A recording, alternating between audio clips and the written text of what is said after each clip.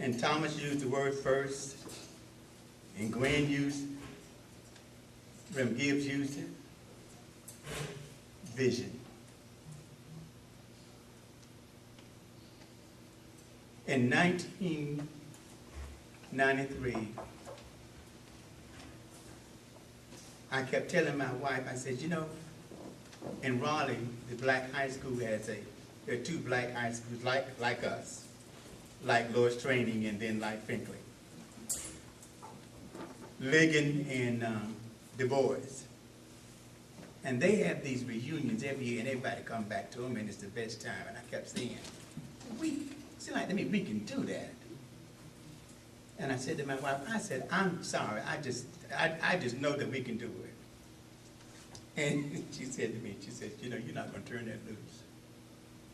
So why don't you go ahead and just start working on it and planning. And I said, but who can I get to help? Who will help me down there? Because I need somebody to rely on and a place to have it. She said, John Flosser. I said, okay. And I called her. And she says, when you want to have it? I said, huh? She said, when you want to have it? I said, well, I don't know, but I'll get back with you. Okay, just give me a day. It took me by surprise. She was ready to just have it. I said, we ain't got no money for just, don't worry about that. You just come on. Tell me when you want to have it. I called Selena Jenner. Had a conversation with her. She says, when you want to have it. You see what I'm saying? People just fell in place. You tell me when you have a vision and you share that vision with others and people embrace it, it's wonderful. 1993, a group of Finkley High School graduates met at the residence of Flossie Brink and formed what is now the Finkley High, Loris, and Moulton Training Schools Alumni Association. Adolph Lewis, who served as acting presiding chairman, called the meeting to order. He stated the purpose of the meeting was to establish a school reunion of the Finkley High School classes from Day celebration 1993 through 2008. This is a President Award presented to Mr. Adolph H. Lewis, founder and first president of Finkley High and Loris Training Schools Alumni Association. And these are the attributes for faithfulness, dedication, and untiring service. The Alumni Association Founders Day Celebration Committee, September 6, 2008. I present this to Mr. Adolph Lewis.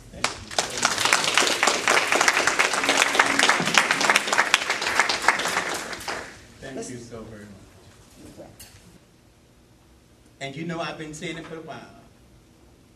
We have already been approved for a historical marker to go up at the old Loris Training site. It has been approved by the state. The state recognizes that spot as the first black high school in Loris to educate black students. And you see, they put it in the program, how much it costs. And Rosenwald says that if the black community would pay some and do the work, he would match their money. And he matched it. And we got our school. Now, the state approved it. The writing on it is consistent because it has to be consistent with the state. The city of Loris has already, the mayor, y'all, again, let me take you back to that too. I sent the package of information about getting the marker to our two black city councilmen and the mayor. Neither one of them got back to me. And I went and asked each one of them, did you get the package I sent you about the marker? Because I wanted you all to know, when you meet with the city council, don't you want your black officials to know too? But I also sent the mayor, because he's the mayor. Guess who called me? Mayor called me. Mr. Lewis, what can we do to help? You don't need, first of all, he told me, you don't need the city of Loris approval because that's state-owned property. But I appreciate you contacting me because it's protocol to contact the mayor and get his blessings. But he said to me, you let me know when you want to have it, and we will set up the park for the dedication. I happened to be able to interview Professor Johnson, y'all, 2 months before he died. For some reason, just 2 months before the man died, I had a list of questions to ask him about that school. And Willa DeWitt, I talked with his daughter, says, if you write the questions down, I'll ask Dad. Daddy's mind is sharp, he's just real frail. She interviewed him, and she says, when I began to talk to him about Loris Training School, she says he bristled up in the bed. It brought him back to, you know, it took him back. And it was a joy to hear. But the state also wanted to know, well, first of all, you're getting this information from the horse's mouth, from Professor Johnson. That's documentation. The second person I interviewed was an aunt of mine who lives over in Mullins, who's 93 years old, and she says, oh, baby, that was my first school. I came there in 1937. She says, and when I got there, Professor Johnson was there. So was your Aunt Magnolia and your Uncle Edward. She says, and I was living with Miss Nettie Graham, boarding.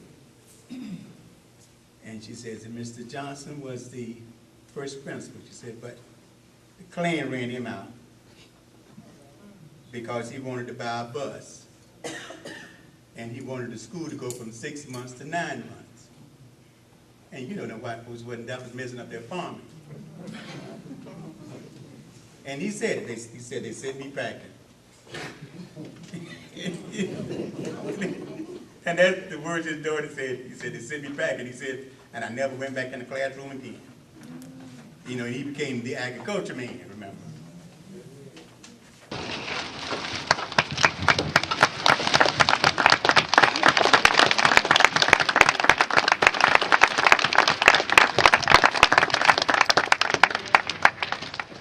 The number of people who said things can't be done, but then we turn them into realities. I remember those water fountains that said white in color. Going down into the health department, the big old fountain, the big old sign says colored in white. Look where we are. Folks died for this opportunity. Having this building, people sacrificed for us to have it. Mr. Ive Rogers and Uncle Stanley, thank you, in their graves.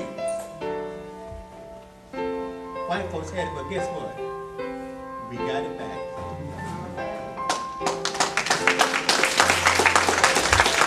We got it back, y'all. And I'm telling you, we got to do better than what we're doing. When we come to these board meetings, we need to be bringing our young people. Bring your children. Because guess what? We're not going to be here forever. And somebody needs to carry this place on.